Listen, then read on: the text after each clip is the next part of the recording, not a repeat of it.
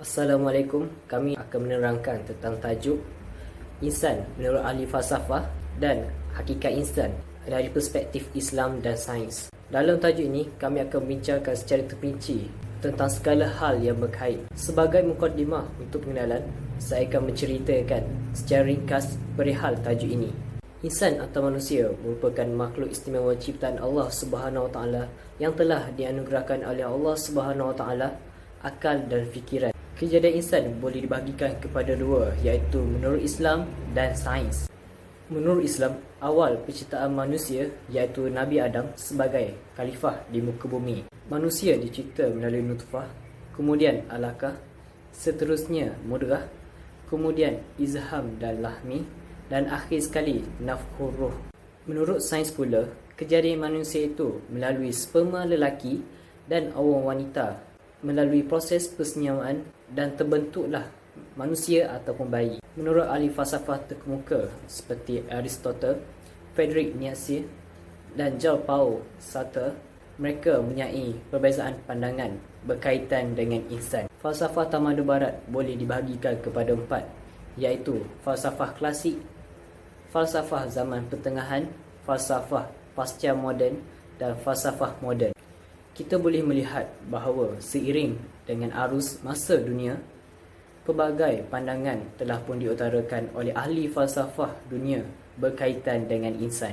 Setiap agama mempunyai pegangan dan pandangan yang berbeza-beza berkaitan dengan matlamat penciptaan insan. Sebagai contoh, menurut Islam, matlamat utama manusia adalah sebagai hamba dan khalifah Allah di muka bumi ini. Manakala menurut agama lain seperti Buddha, iaitu manusia hidup berasaskan karma atau ketentuan. Seterusnya, kita beralih kepada apakah yang dimaksudkan dengan konsep insan yang dikemukakan oleh beberapa ahli falsafah barat dan agama Islam. Menurut Aristotle selaku falsafah klasik, beliau mengatakan hakikat insan itu sendiri. Man is a rational being dan juga man is a rational animal. Maksudnya di sini, manusia merupakan makhluk yang mampu berfikir secara berasas dan berbeza daripada haiwan. Sifat logocentrism menunjukkan kita semua berpusat kepada akal yang sifatnya hanyalah rasional serta intelektual. Falsafah zaman pertengahan pula berpendapat bahawa manusia diciptakan sebagai makhluk Tuhan untuk patuh kepada setiap perintah Tuhan, dan ini banyak dipengaruhi oleh fahaman agama Kristian.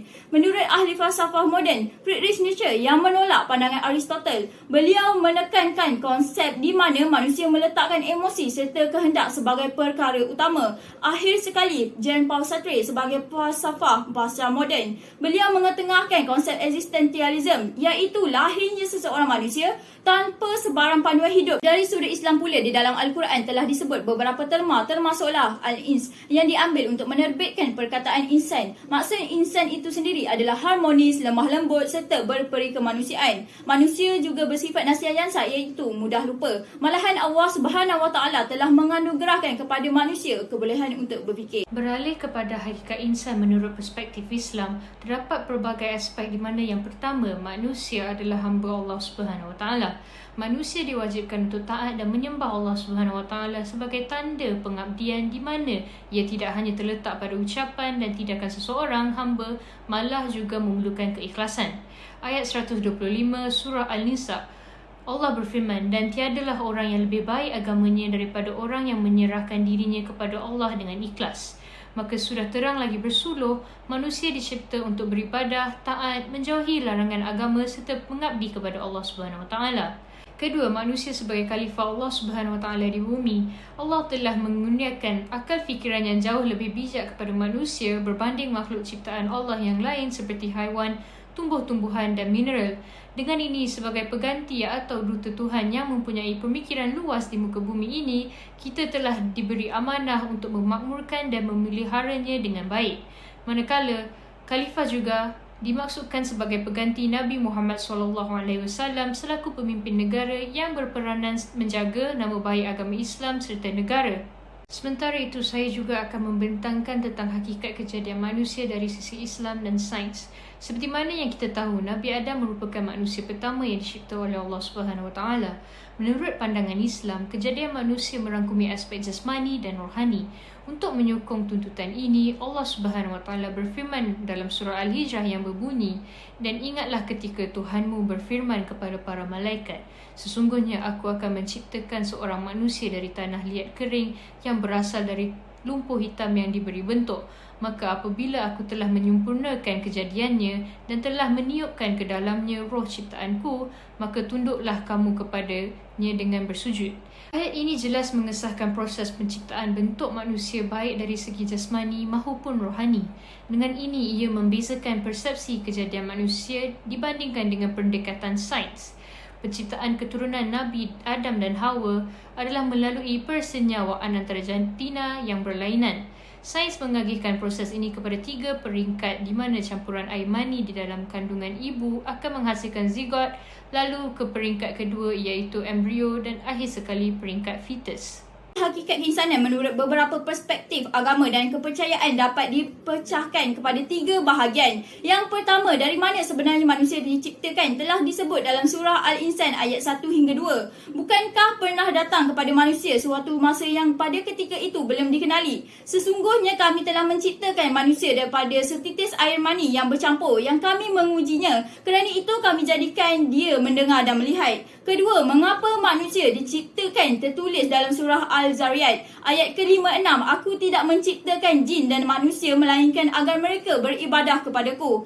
Ketiga, ke mana manusia akan pergi tertulis dalam surah Al-Nahlu ayat 61 yang berbunyi, "Dan jika Allah menghukum manusia atas kezalimannya, nescaya tidak akan ada yang ditinggalkannya daripada makhluk yang melata sekalipun, tetapi Allah menangguhkan mereka sehingga masa yang ditentukan. Maka apabila ajalnya sudah tiba, mereka tidak dapat meminta penangguhan atau mempercepatkan walau sesaat pun." Manakala kematian mengikut pandangan agama Kristian adalah suatu peralihan status kehidupan, bagi agama Hindu ianya merupakan proses di mana jiwa akan dibangkitkan semula di alam nyata tetapi dalam tubuh badan yang berbeza. Menurut agama Buddha pula, terlerainya ikatan dengan apa yang dimiliki di dunia. Berlainan dengan Confucianism yang mempunyai tanggapan Chunzi, iaitu manusia memiliki peribadi yang agung serta budiman. Merujuk penerangan sebelum ini, boleh disimpulkan bahawa terdapat perbezaan insan dari segi falsafah dan Islam dari pelbagai aspek. Ini kerana pandangan masyarakat barat terhadap penciptaan manusia berubah selari perkembangan zaman dan ilmu dari peristiwa yang berlaku di sekeliling mereka berdasarkan sumber akal dan panca indera yang melahirkan ideologi baru. Insan menurut perspektif ahli falsafah seperti Socrates menerangkan manusia sebagai haiwan bermasyarakat, manakala ahli sosiologi lain anggap manusia ni sebagai makhluk yang ada budi, haiwan yang boleh berfikir, yang boleh guna simbol, boleh dididik dan lain-lain, dan juga boleh fikir baik buruk guna akal seperti pendapat René Descartes. Manakala Martin Buber pula dia anggap manusia sebagai kewujudan yang ada potensi terbatas di alam semesta yang boleh jadi jahat atau baik tergantung kehendak dalam diri. Insan menurut perspektif Islam pula merupakan gabungan aspek jasmani dan rohani dan beberapa bentuk seperti pertama, manusia sebagai hamba Allah yang wajib mengabdi dan taat kepada Allah. Yang kedua, manusia sebagai anas, hubungan manusia yang berkait dengan masyarakat sekeliling untuk menunjukkan kebolehan diri dan berperanan dalam masyarakat. Yang ketiga, manusia sebagai khalifah iaitu pemimpin yang berakal yang memanfaatkan alam sekitar untuk kemaslahatan hidup. Dan yang keempat, manusia sebagai Bani Adam yang jaga hubungan sesama manusia walau berbeza budaya, agama dan bangsa. Dan yang kelima, manusia sebagai al-insan yang ada kebolehan seperti mampu berkomunikasi, boleh menimba ilmu dan juga ada kekurangan seperti pelupa. Dan yang keenam, manusia sebagai makhluk biologi yang membiak dan alami fasa-fasa pertumbuhan yang berakhir dengan kematian. Ringkasnya, kelebihan insan menurut perspektif Islam berbanding falsafah ialah insan merupakan makhluk yang paling istimewa dan mulia mengatasi makhluk ciptaan Allah yang lain seperti haiwan wa imam malaikat sekalipun. Seperti dalam surah Al-Isra ayat 70, sesungguhnya kami telah memuliakan anak-anak Adam, memberi mereka pengangkutan di darat dan laut dan kami beri mereka rezeki daripada yang baik-baik. Kami lebihkan mereka atas banyak makhluk yang kami ciptakan dengan kelebihan yang sempurna. Kesimpulannya, diri manusia dilengkapi sifat rohaniah, jasmaniah dan juga potensi untuk capai nilai yang tinggi dalam hidup dan juga matlamat mulia yang telah ditetapkan sebagai hamba Allah.